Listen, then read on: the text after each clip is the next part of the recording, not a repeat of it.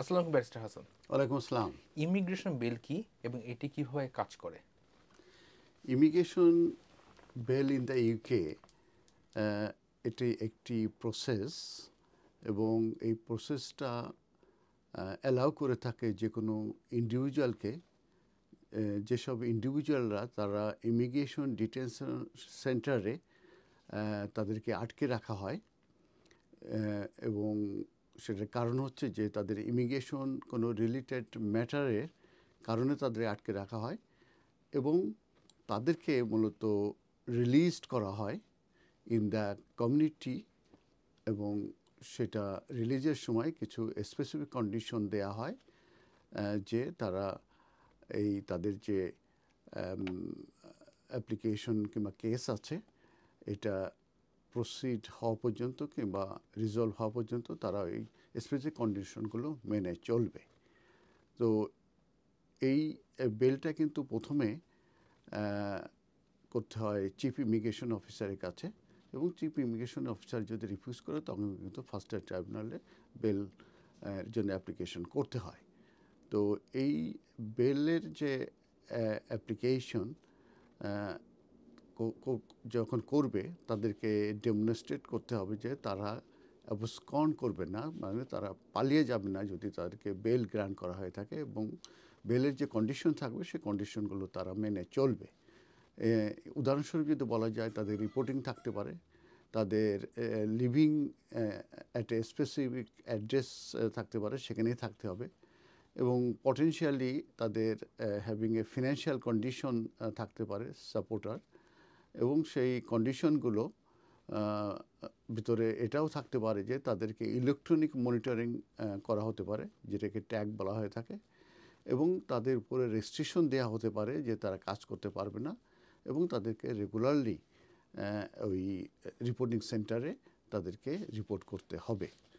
তো এলিজিবিলিটির ব্যাপারে যেটা বলা হয়েছে, তাদেরকে অবশ্যই ডিটেনশন সেন্টারকে কিংবা রিমুভাল সেন্টারে তাদেরকে থাকতে হবে অথবা প্রিজন সেন্টারে থাকতে হবে, এবং সেক্ষেত্রে তাদের ইমিগ্রেশন রিলেটেড রিজন থাকতে হবে।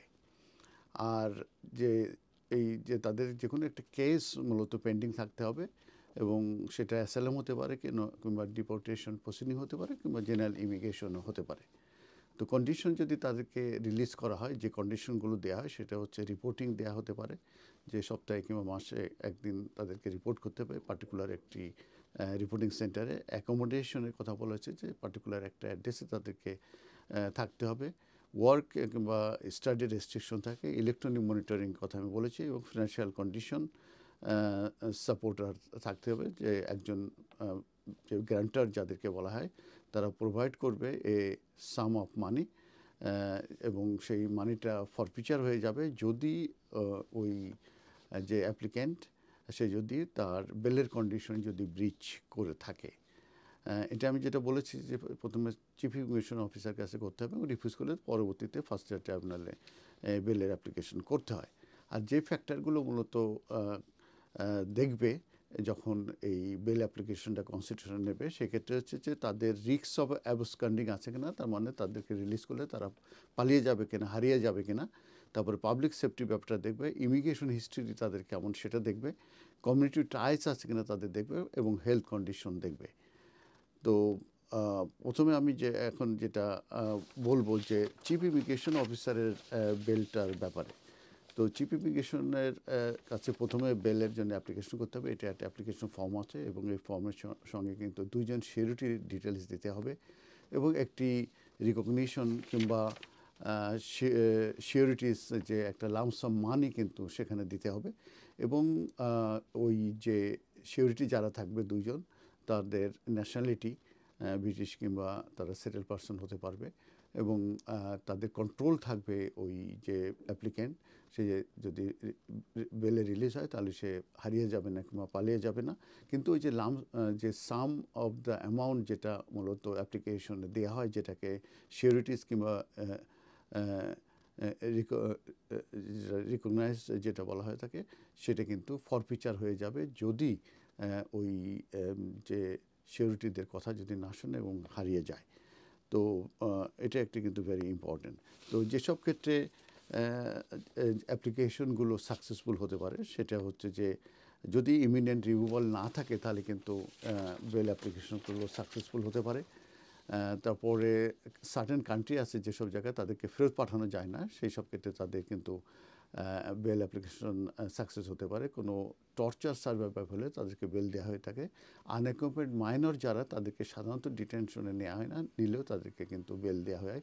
এবং ফ্যামিলি যারা থাকে বাচ্চা টাচ্চা সহ তাদেরকে ডিটেন করা হয় না, যদি করা হয় তাদেরকে কিন্তু তাদেরকে কিন্তু বেল দেওয়া হয়ে থাকে।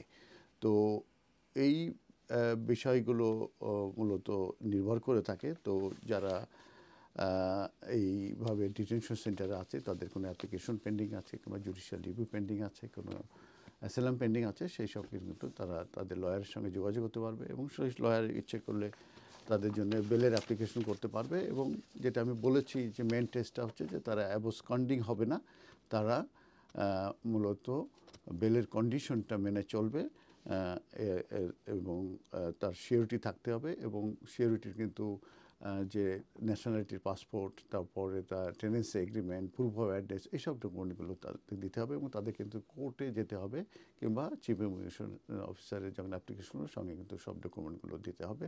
আর যদি কোর্টে যায় তাহলে কিন্তু সিওরিটিকে কোর্টে যেয়ে সেখানে তাকে বলতে হবে যে সে সিওরিটি হতে যায় এবং তাদের রিলেশনশিপটা কী এবং সে তার কন্ট্রোল আছে যে পালিয়ে যাবে না। এটা একটি ভেরি কমপ্লেক্স ম্যাটার। আপনারা এই ব্যাপারে সবসময় এক্সপার্ট লয়ারদের কাছ থেকে হেল্প নেবেন এবং এই ব্যাপারে আপনারা সাকসেস হতে পারবেন। ধন্যবাদ।